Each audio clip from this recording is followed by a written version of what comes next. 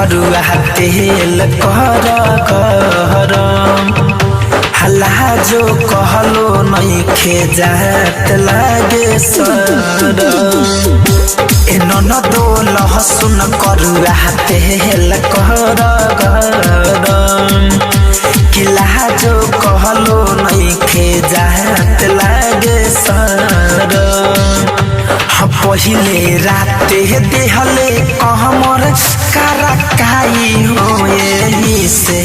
लरुआइल रहिले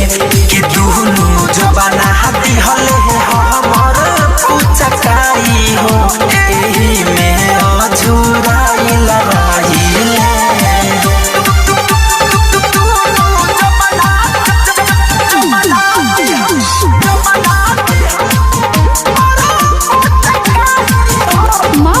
recording studio Delhi देहिया के हरदिया बही छुटल नहीं के दादा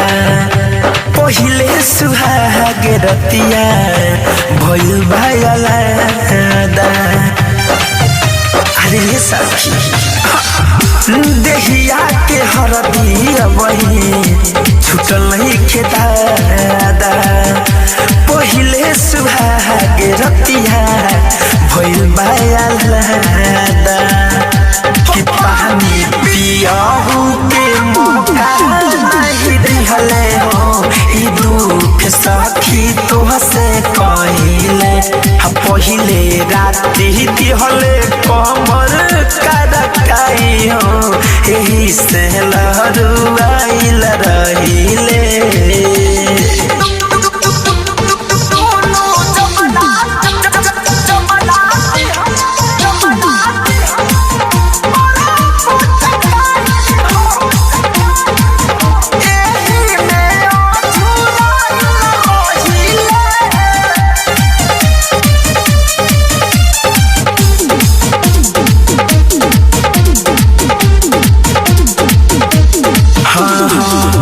सब खेला धान गहिनी भैया के तारा